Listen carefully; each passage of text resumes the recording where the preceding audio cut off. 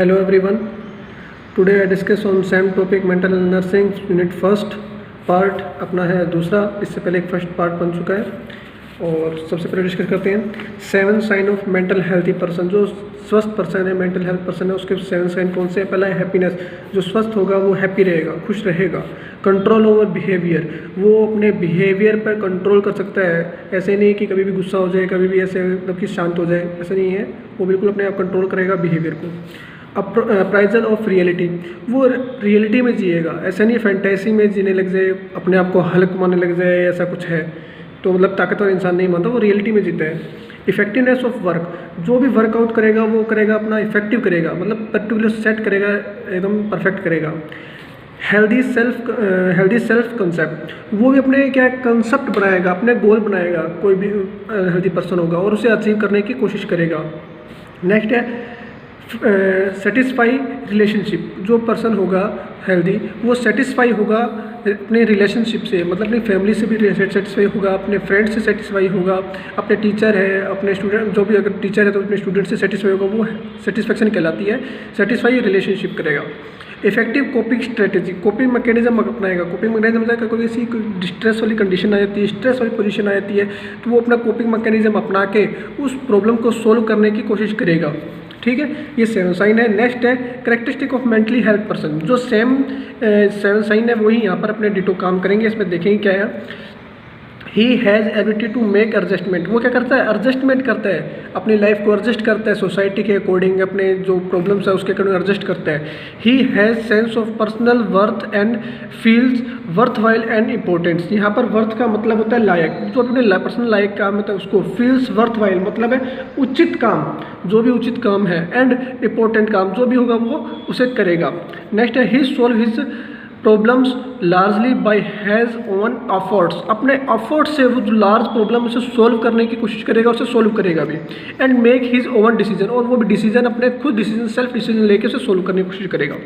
He has a sense of personal security, मतलब अपनी security के प्रति वो बहुत संवेदनशील होगा। सिक्योरिटी जैसे कि हम अपने घर के प्रति अपने सिक्योरिटी के लिए काफ़ी संवेदनशील है, अपने घर बनाते हैं ताकि हम सिक्योर रह सकें। And feel secure in A group, और अपने आप को ग्रुप के अंदर भी सिक्योर मानेगा, ग्रुप बनाएगा अपने, जैसे कि आप भी अपना ग्रुप बनाते हो, फ्रेंड सर्कल बनाते हो, उस टाइप से।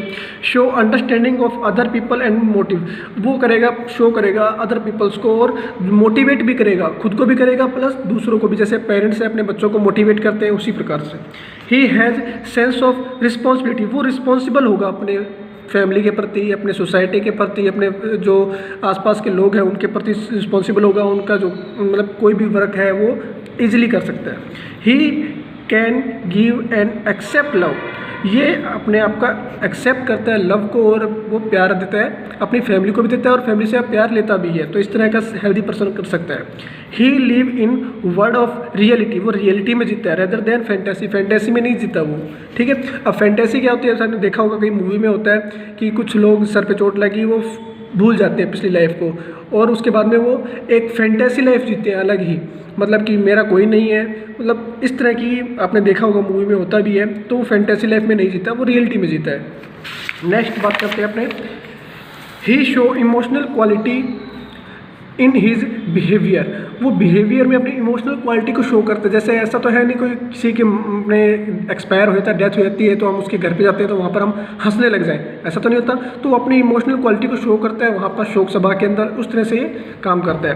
And develop a capacity to tolerance, जो फ्रस्ट्रेशन आती है, जो ये फ्रस्ट्रेशन प्रॉब्लम्स आती है उसको कैपेसिटी को टॉलरेट करता है, उसे समझता है और उसे सोल्व करने की कोशिश करता है। And disappointment in his daily life, और जो भी डेली लाइफ के अंदर प्रॉब्लम्स आती है उनको भी सोल्व करने की कोशिश करता है।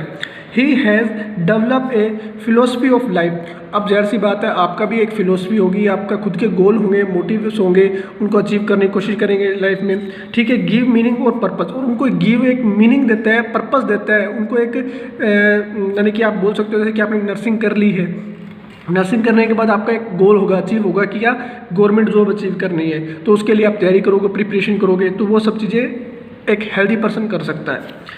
He has a variety of interest and generally live A well balanced life of work rest and reaction. अब देखो सीधी सी बात है कि कोई भी हेल्दी पर्सन होगा तो वो कोई भी किसी प्रकार की प्रॉब्लम्स आएगी या फिर गोल्स होंगे उसको, उसमें वो अपना इंटरेस्ट दिखाएगा। अपना इंटरेस्ट होगा तभी वो काम करेगा। अगर आपका नर्सिंग में इंटरेस्ट नहीं है तो आप नर्सिंग नहीं कर सकते। जिस चीज़ में इंटरेस्ट है वही कर सकते हो। तो वो चीज़ सही है कि इंटरेस्ट होना चाहिए। जनरली लिव वेल बैलेंस, और वेल बैलेंस लाइफ को एडजस्ट करने करेगा किसके साथ? वर्क के साथ, रेस्ट एंड रिएक्शन के साथ, रिक्रिएशन के साथ। मतलब रिक्रिएशन का मतलब बोल सकते हैं यहाँ पर जो भी मनोरंजक चीज़ें होती है, मनोरंजन बोल सकते हो, ठीक है। या फिर बोल सकते हो एक तरह से बहाल करना बोल सकते हो, मतलब कि किसी चीज़ को बहाल कर दिया हमने, ठीक है, उर्दू वर्ड है जैसे, उस चीज़ में कर सकते हैं। नेक्स्ट है mental illness. Mental ill person क्या होता है? Mental and behavior disorder understood the clinically significant characterize by alteration of thinking, mood and behavior. आप मेंटल इल पर्सन हो, उसमें क्या क्या चीज़ प्रॉब्लम होगी? थिंकिंग होगी, मूड होगा और इमोशनल जो बिहेवियर होगा उसका वो डिस्टर्बेंस हो जाएगा, खराब हो जाएगा। With personal distress and empire function, उसके फंक्शन सारे खराब हो जाएंगे। WHO 2001 के अंदर इसने ये परिभाषा दी थी। उसके बाद एक कैरेक्टरिस्टिक ऑफ मेंटल इलनेस, जो मेंटल इल पर्सन होगा उसकी क्या क्या कैरेक्टरिस्टिक होंगे? सेम, उसकी थिंकिंग, पर्सनल जो इमोशन होता है उसका मूड वो और बिहेवियर ये खराब होंगे। Change in over thinking, memory, perception, feeling, adjustment, ठीक है, resulting in change in talk, और वो उसको एडजस्ट नहीं कर पाएगा, वो टॉक नहीं कर सकेगा, उसे फेस नहीं कर सकता। And behavior which with appear to be deviant from the previous personality, वो प्रीवियस पर्सनैलिटी से बिल्कुल अलग हो जाएगा। जो उसकी प्रीवियस पर्सनैलिटी क्या था, हेल्दी पर्सन था उस समय, उसकी पर्सनैलिटी क्या थी? अलग थी। लेकिन अब उसकी पर्सनैलिटी चेंज हो गई है डिजीज़ के कारण, मेंटल इलनेस के कारण, और from the norms of community, और वो कम्युनिटी की जो सोसाइटी की जो एक जो लिमिटेशन होती है, उसका सिस्टम होता है एडजस्टमेंट करने, उसमें से एडजस्ट नहीं कर सकता वो। These change in behavior cause distress and suffering to individual और अदर ऑफ बोथ। वो क्या करेगा? बिहेवियर को प्रॉब्लम होगी उसको, वो कोज करेगा डिस्ट्रेस, मतलब वो अलग हो जाएगा। विद सफरिंग, सफ़र करेगा इंडिविजुअल वो पर्सन, विद अदर या बोथ, वो दोनों के दोनों, मतलब जो आदमी डिजीज से ग्रसित है वो भी, और जो उसके साथ रह रहा है वो भी इस प्रॉब्लम से ग्रसित हो सकता। ग्रसित नहीं होगा मतलब कि वो उस प्रॉब्लम से वो सफ़र करेगा। चेंजेस एंड कंसिक्वेंट डिस्ट्रेस, मतलब कि वो कंटिन्यू डिस्ट्रेस में रहेगा, मतलब डिप्रेशन में रहेगा। Cause disturbance of daily day to day activity. अब जाहिर सी बात है, आप प्रॉब्लम है, आपको मतलब कि एक तरह से आप थोड़ा प्रॉब्लम हो चुकी है किसी पर्सन को, जो भी डेली रूटीन में जो प्रॉब्लम्स आएगी उसको सोल्व नहीं कर सकता, वो उसे गोल्स है वो अचीव नहीं कर पाएगा।